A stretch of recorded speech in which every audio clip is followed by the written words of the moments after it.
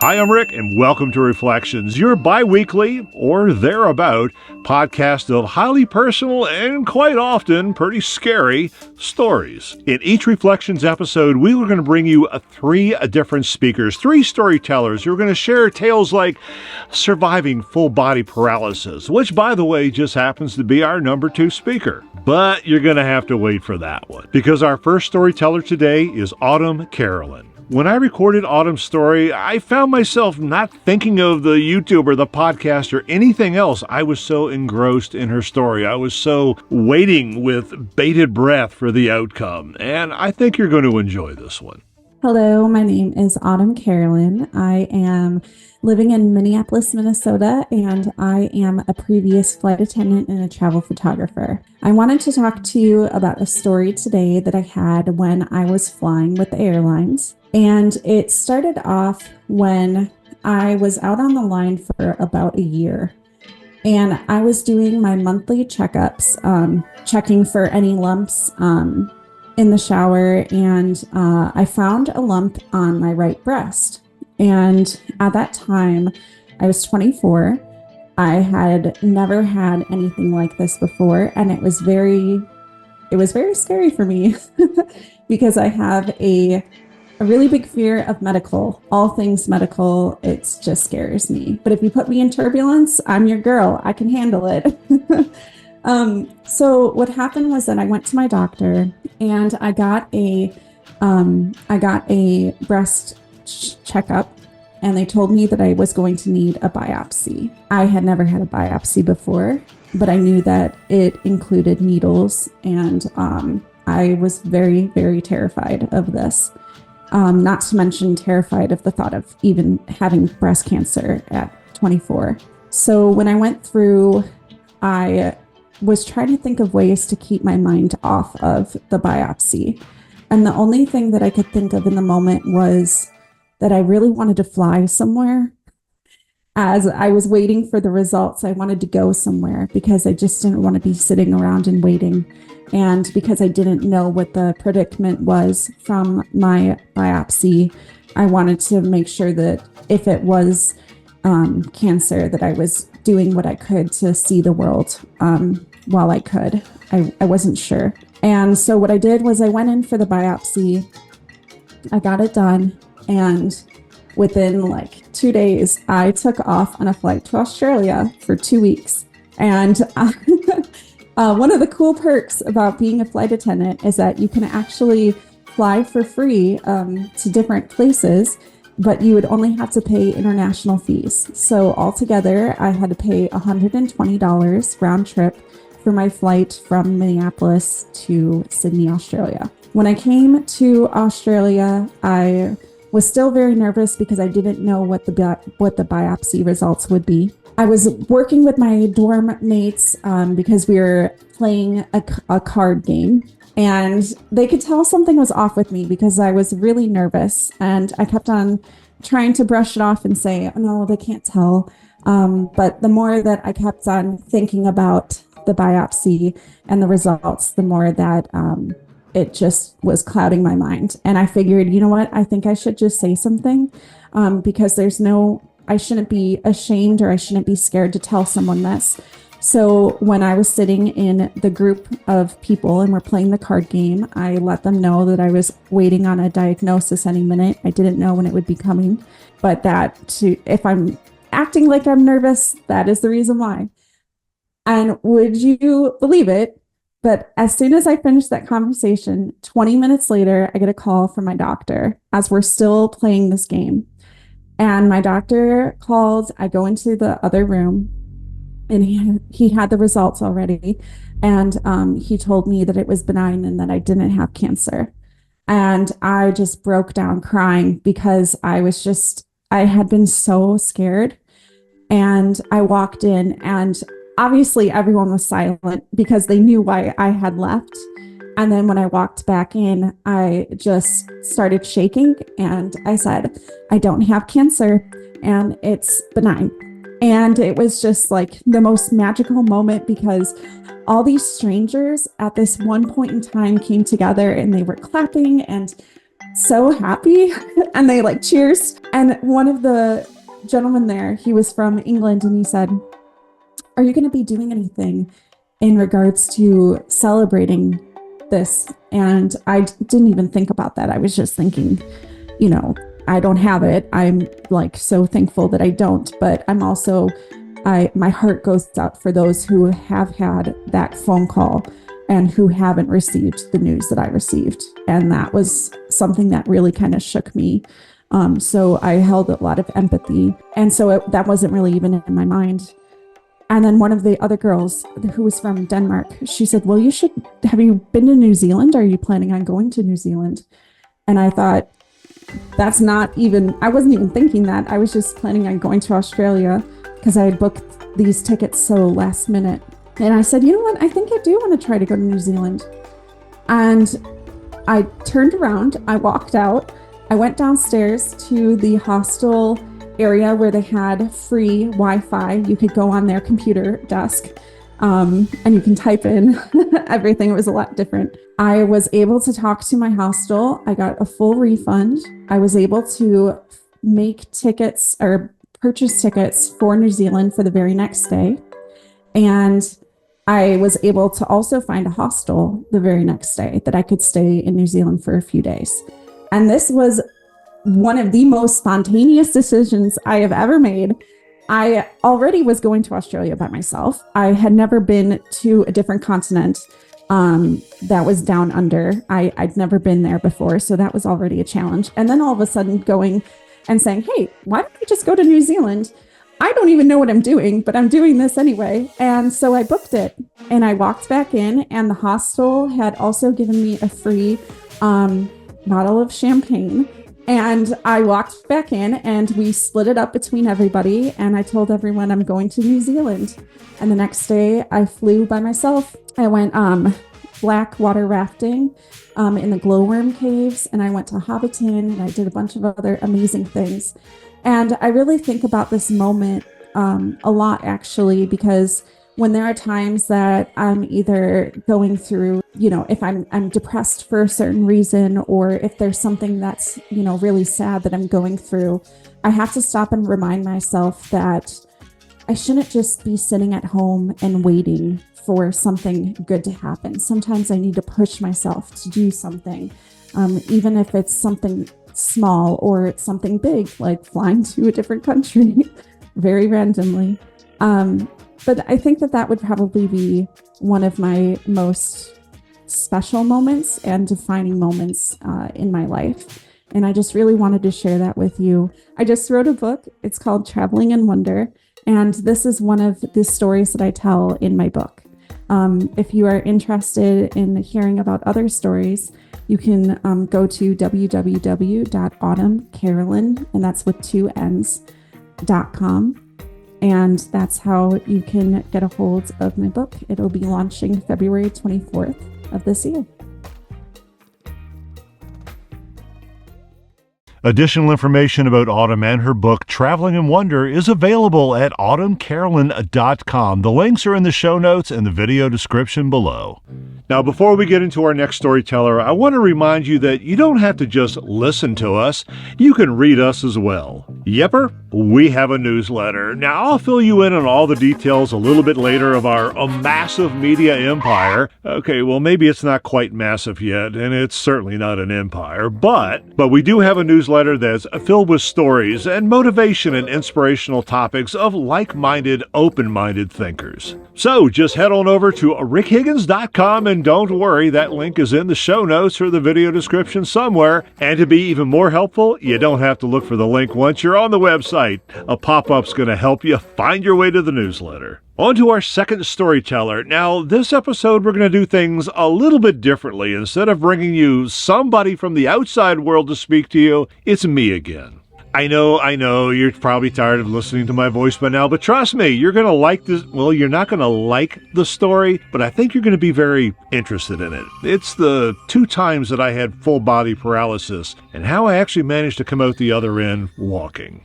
Twice in my life, I was stricken with something that, well, nobody should be stricken with. I had full body paralysis. Now, this wasn't because of a physical injury. It was because of an autoimmune disease called Guillain-Barré syndrome. Basically, your body does what it's supposed to do. It attacks what it's supposed to attack. But when its job is done, it doesn't stop. And it looks for things to destroy. And in my case, it was the sheathing around my nerves.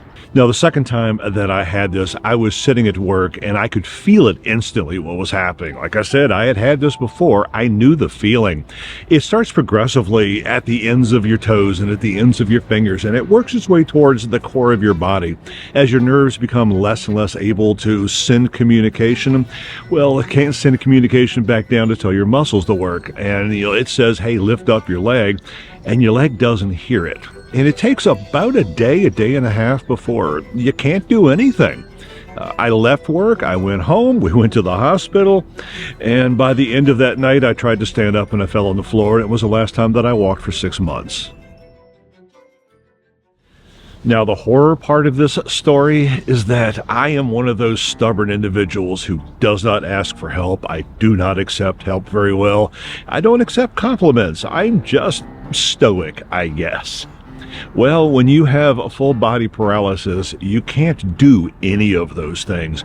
You are reliant on everybody for everything, for your feeding, for your care, for taking care of your number one and your number two. And that was extremely, extremely difficult for me. The weeks that I spent in the hospital, you're at everyone's mercy, and the nurses, they're all working so hard. And what I tried to do the entire time was just be upbeat and friendly. Now, in the back of my mind, I wasn't. At 4:30 in the morning when I'm laying there like a slab of meat in the bed, I naturally started crying. I was naturally upset. But when the hospital started coming back to life, when there were people around me, I made it a point to be good for them, to be good for me, to keep a positive attitude. We were pretty sure that in just a matter of time, a year, that I would be back on the road to recovery. But it was an extremely difficult time for me learning how to trust others, learning how to be reliant on other people. But I didn't quite learn it then. Skip to when I was released from the hospital. They brought me back home. They put me in bed. And there I was supposed to start gaining my strength. Wait for the physical therapist to come by and tell me how to do all of this. Well, I got it in my stubborn little head that I didn't need him. So he came, he evaluated me. He said, okay, in a few weeks, I'll come back and we'll begin the work of rebuilding. Well, I said no in my head. I'm going to do it myself. And so I forced myself 12 hours a day to get up and to move. And by that I meant, I started with a walker, then I went to crutches, and then I went to a cane. I would have my then wife take me out to the shopping mall, and I would just walk back and forward trying to gain the strength in order to show this therapist that I didn't need him. And sure enough, a few weeks later when he came back, it was I who stood up from the sofa, walked to the door, and met him. He's like, naturally, I guess you don't need me. Good luck with your recovery. Have a nice life. As soon as I shut the door and turned around, I fell on the floor. I was my own worst enemy. But without a physical therapist, I still needed to make progress. So, long story short, I basically tore up the entire backyard, rebuilt fences, rebuilt everything. Just hours and hours and hours every day, slowly. But the whole point was to move every part of my body until I could learn to walk again. So what did I learn from this whole experience other than the fact that, I'm an idiot and I'm stubborn? Well, I did learn how to trust other people. I did learn how to, a little bit, ask for help from others. I learned that I'm not necessarily alone in this, but the biggest thing I learned was the attitude that I had in the hospital. I learned that I can face something difficult and I could get through it.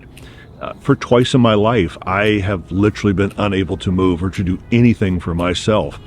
And that is a challenge not many people face. Not many people know if they could face something that catastrophic and actually make it out the other side. Well, I know. I did it.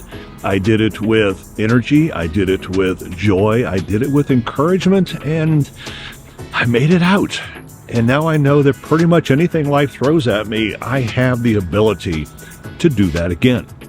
Do I wish that on anybody? No, there's got to be better ways of learning that lesson. But for me, for my kind of personality, it was a hard lesson to learn, but one I'm glad I did. Now, before we get into our next storyteller's tale, I want to remind you that the Reflections podcast is part of a much bigger thing. We're a YouTube channel.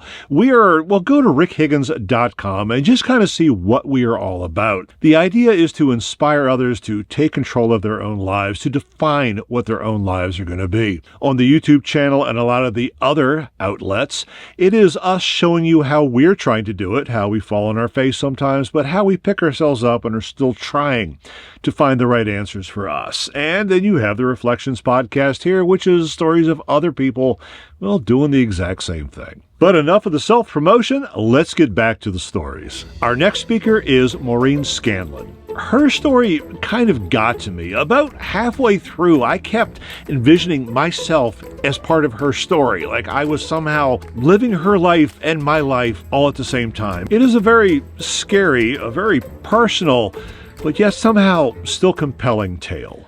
Hello, Rick. Hello, Reflections listeners. I'm so happy that you're here, and I'm so honored to be here to share sort of a story that I think a lot of us can relate to. My name is Maureen Scanlon. I am a master life coach, a award-winning author, a professional speaker, and also a podcast host. My premise really of everything that I do, all of my businesses, is to teach people that you're allowed to choose and create the life that you want. And I want you to have the best life that you deserve. And I think it took me so long, half my life, to learn that. So I'm going to start off telling you my story of trauma and domestic violence.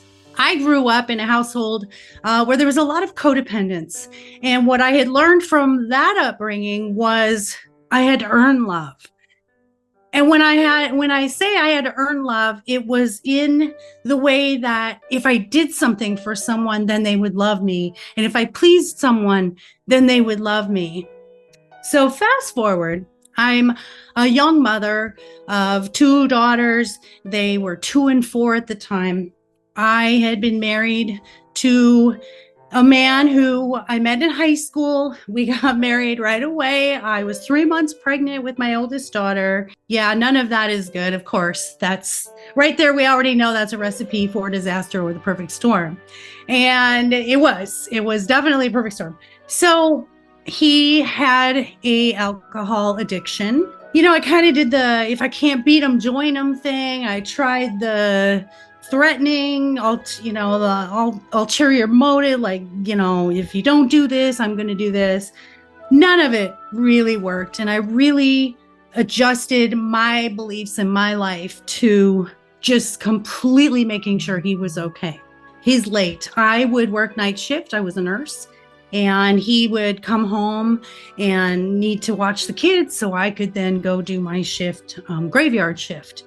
And he wasn't coming home, and I called police stations and hospitals and just worried sick something happened and I needed to get to work.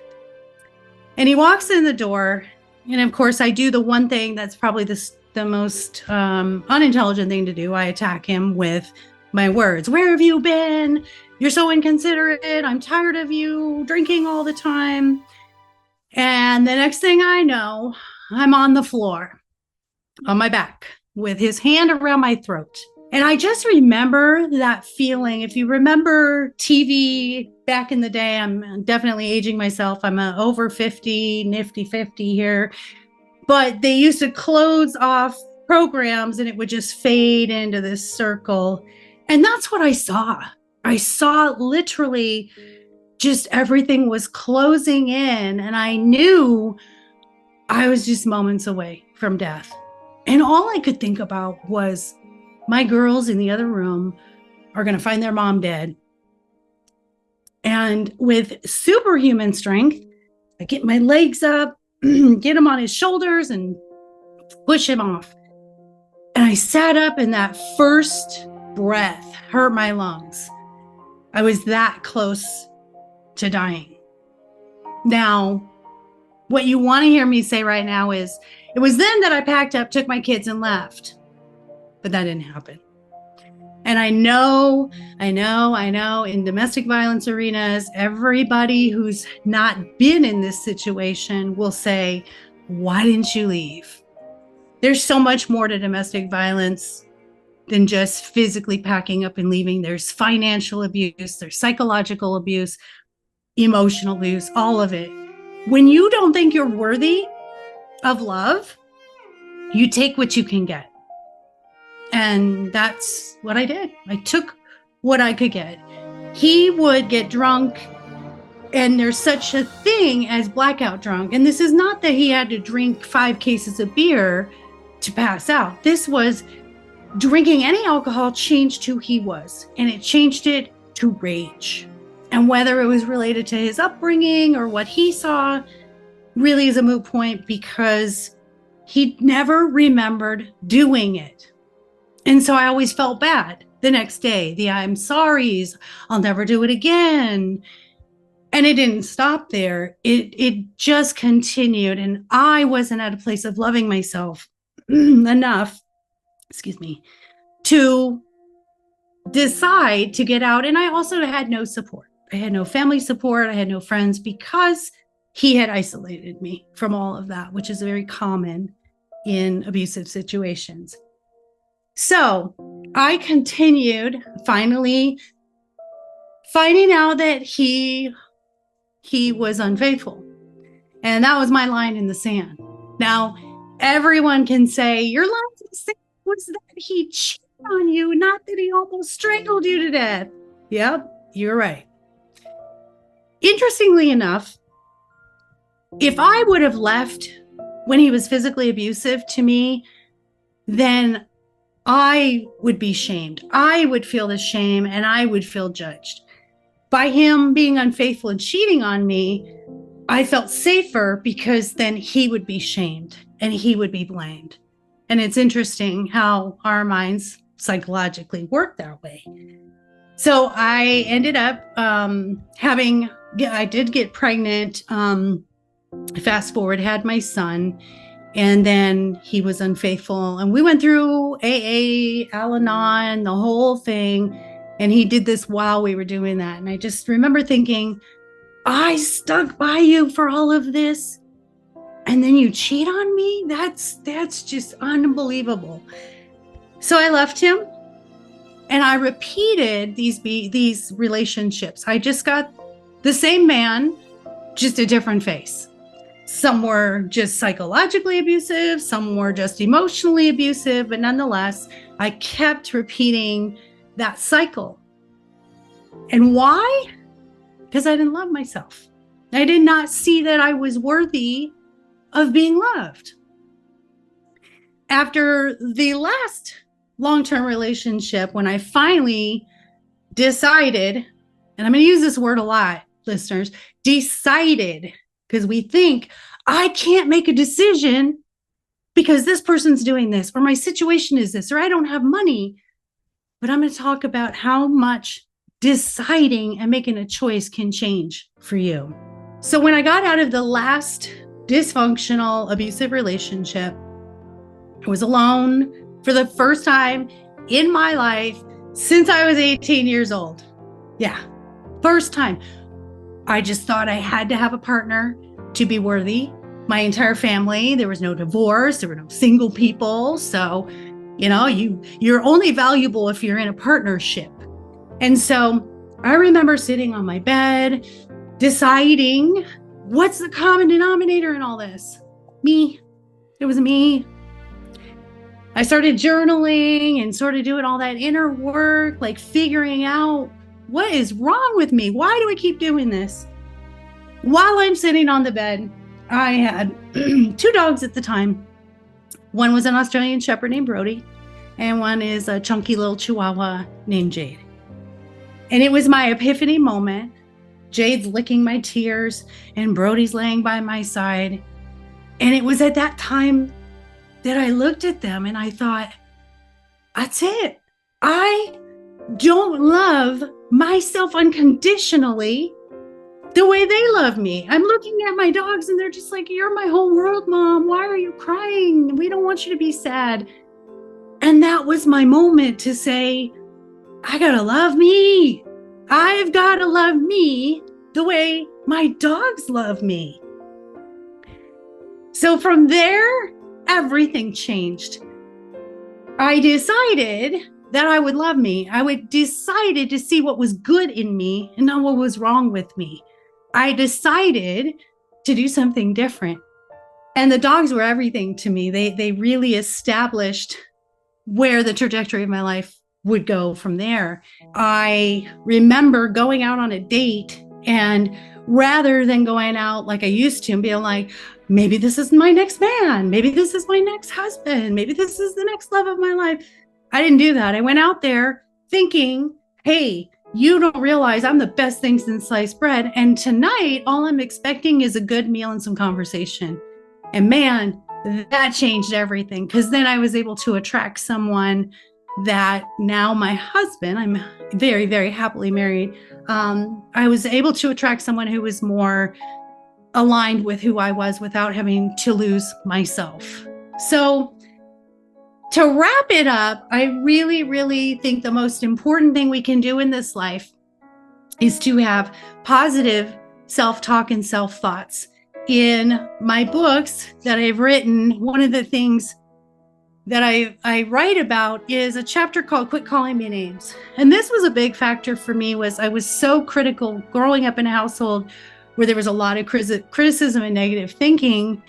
I would cut myself down, and then I believed all of those things I was saying about myself. So there's something in psychology called the labeling theory, and it's how your identity and behavior are influenced by the terms you use to describe yourself.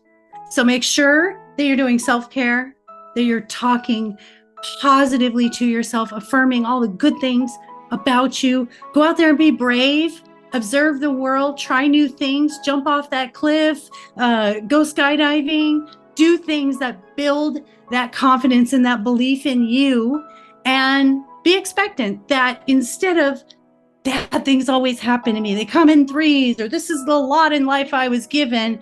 Instead, you go out there expecting that good things will happen to you. So in the words of Glenda the Good Witch from The Wizard of Oz, she says, you always had it in you. You just had to find it. And that's what happened to me. At 45 years old, it took me finally finding what was in there all along. So thank you.